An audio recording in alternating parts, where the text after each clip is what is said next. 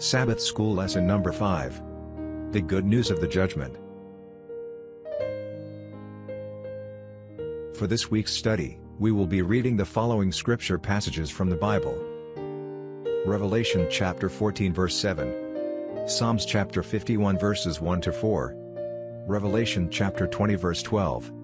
Daniel chapter 7 verse 9, then verse 14, and verse 26. Revelation chapter 4 verse 2 to 4. And Revelation chapter 5 verses 1 to 12.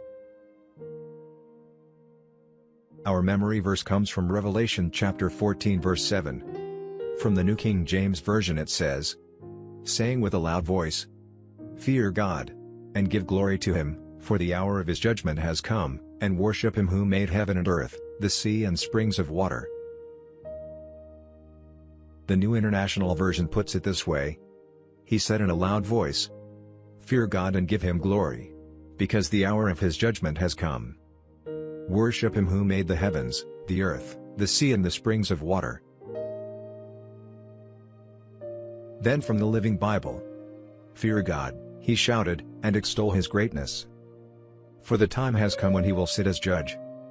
Worship him who made the heaven and the earth, the sea and all its sources." If the Bible was ever clear about anything, it's clear that God is a God of judgment, and that sooner or later, in one way or another judgment, the judgment so lacking here and now, is going to come, and be administered by God himself, the judge of all the earth.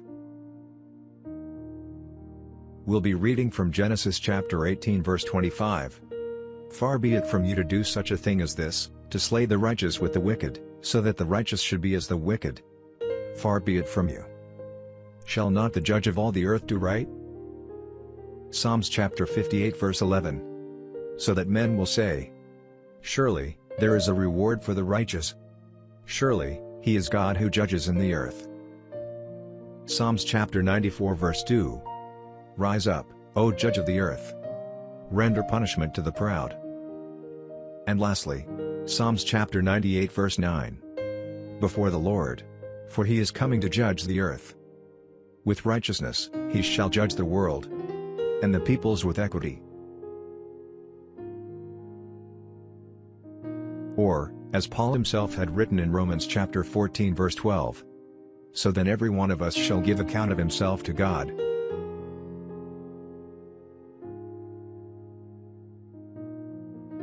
Scary thought, isn't it? Having to give an account of ourselves before God, the God who knows the deepest things. The God who will bring every work into judgment, including every secret thing, whether good or evil. Ecclesiastes chapter 12 verse 14.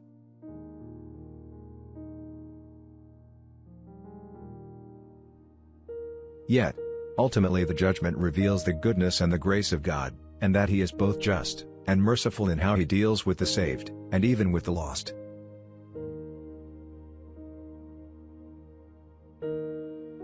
This week we will explore the deeper themes of the judgment, in relation to the great controversy raging in the universe, and we will look especially about what happens when God's faithful people themselves face the inevitable judgment to come.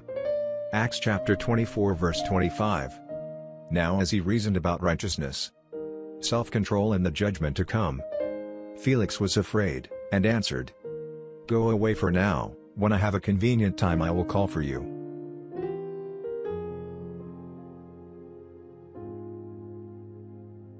The good news of the judgment.